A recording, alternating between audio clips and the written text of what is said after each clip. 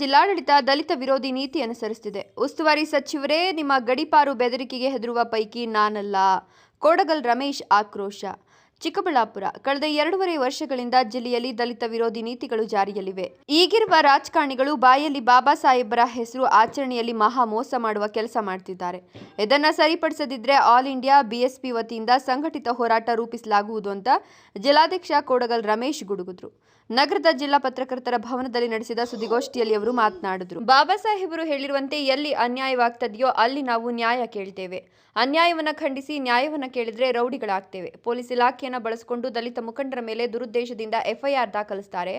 ಉಸ್ತುವಾರಿ ಸಚಿವರೇ ನಿಮ್ಮ ಗಡೀಪಾರು ಬೆದರಿಕೆ ಹೆದರುವ ಮಾತೇ ಇಲ್ಲ. ಎಲ್ಲಿ ಅನ್ಯಾಯವಾಗ್ತದೆಯೋ ಅಲ್ಲಿ ನಾವಿರ್ತೇವೆ. ಸಂವಿಧಾನಬದ್ಧವಾಗಿ ಹೋರಾಟ ನಡೆಸುವ ನಾವು ಹೆದರುವ ಮಾತೇ ಇಲ್ಲ ಅಂತ ಸ್ಪಷ್ಟಪಡಿಸಿದ್ರು. 2026 ಏಪ್ರಿಲ್ 14 ಒಳಗೆ ಜಿಲ್ಲಾಡಳಿತ ಭವನದ ಎದುರು ಅಂಬೇಡ್ಕರ್ ಪುತ್ಥಳಿ ನಿರ್ಮಿಸಬೇಕು. ಇದೇ ರೀತಿ ಚಿಂತಾಮಣಿ ಸರ್ಕಾರಿ ಶಾಲೆಯಲ್ಲೂ ಕೂಡ ಅಂಬೇಡ್ಕರ್ ಪುತ್ಥಳಿ ಪ್ರತಿಷ್ಠಾಪನೆ ಮಾಡಬೇಕು ಅಂತ ಜಿಲ್ಲಾಡಳಿತವನ್ನ ಆಗ್ರಹಿಸಿದ್ರು.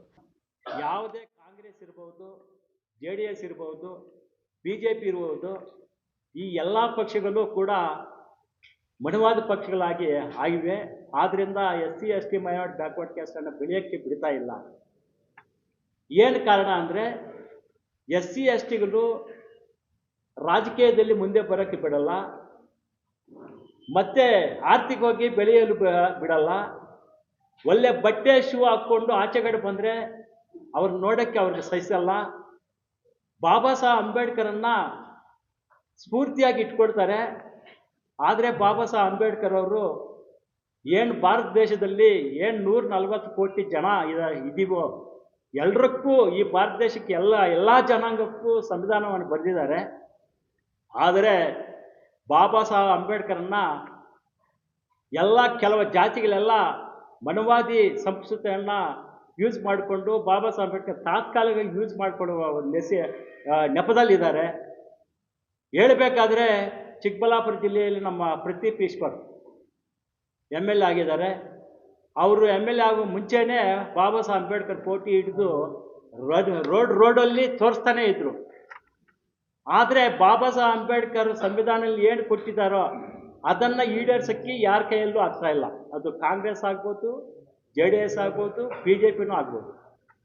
ಏನಂದರೆ SC ST minority backward caste ಅವ್ರು ನಾವು ಏನೇ ಇರ್ಬೋದು, ಚೆನ್ನಾಗಿ ಓದಬೇಕಾದ್ರೂ ಕೂಡ ಕೋಪ್ರೇಟ್ ಮಾಡೋಕ್ಕೆ ಅವ್ರು ಕೋಪ್ರೇಟ್ ಮಾಡಲ್ಲ. ಏನಾಗ್ತಾ ಇದೆ ಅಂದರೆ ನಮ್ಮ ಜಿಲ್ಲೆಯಲ್ಲಿ ತಪ್ಪು ಮಾಡಿದವರನ್ನ ಪ್ರಶ್ನೆ ಮಾಡಿದ್ರೆ ಅವ್ರು ರೌಡಿ ಅಂತ, ಯಾರು ತಪ್ಪು ಮಾಡ್ತಾರೋ ಅವ್ರನ್ನ ನಾವು ಪ್ರಶ್ನೆ ಮಾಡಿದ್ರೆ ರೌಡಿ ಅಂತ ಹೇಳ್ತಾರೆ. ಪ್ರಶ್ನೆ ಮಾಡಬಾರ್ದು, ಕೇಳಬಾರ್ದು, ಕಣ್ಣಿದ್ರೂ ಕೂಡ ನೋಡ್ಕೊಂಡಿರ್ಬೇಕು, ಬಾಯಿದ್ರೂ ಕೂಡ ಮಾತಾಡ್ದಿರೇ ಇರಬೇಕು. ಆ ಥರ ಇದ್ದರೆ ಪರವಾಗಿಲ್ಲ.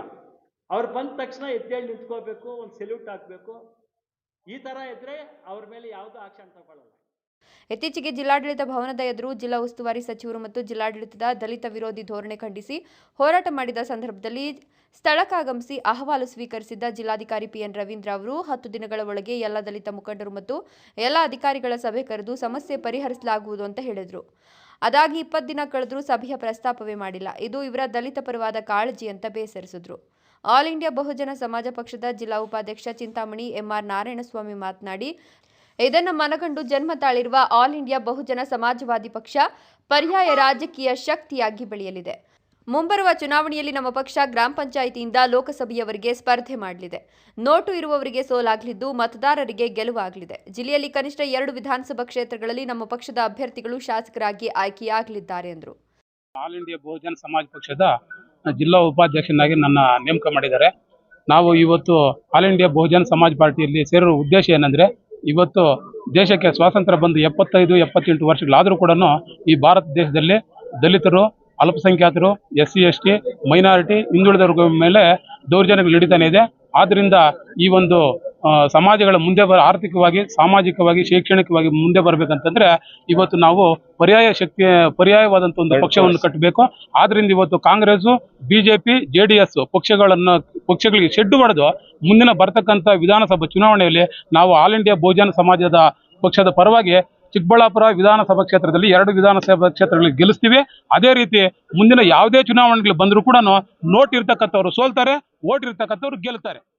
ಈ ವೇಳೆ ಆಲ್ ಇಂಡಿಯಾ ಬಹುಜನ ಸಮಾಜ ಪಾರ್ಟಿ ಕಾರ್ಯದರ್ಶಿ ವಿಜಯ ನರಸಿಂಹ, ವಿವಿ ನಾಗಪ್ಪ, ಜಿಲ್ಲಾ ಉಪಾಧ್ಯಕ್ಷ ಸುರೇಶ್, ಬಾಗೇಪಲ್ಲಿ ಮುಖಂಡ ವೆಂಕಟೇಶ್, ಶಿಡ್ಲಘಟ್ಟ ನಾರಾಯಣಸ್ವಾಮಿ, ಜನಾರ್ದನ್ ಬಾಬು, ಟಿಎನ್ ನಾರಾಯಣಸ್ವಾಮಿ, ದೇವರಾಜ್, ನರಸಿಂಹಮೂರ್ತಿ, ಜನಾರ್ದನ, ನಾಗಪ್ಪ ಮತ್ತಿತರರು ಹಾಜರಿದ್ದರು.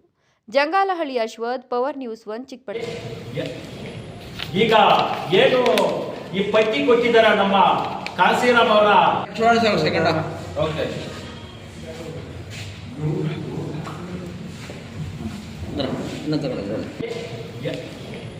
ಈಗ ಏನು ಈ ಪಟ್ಟಿ ಕೊಟ್ಟಿದ್ದಾರೆ ನಮ್ಮ ಕಾಶಿರಾಮ್ ಅವರ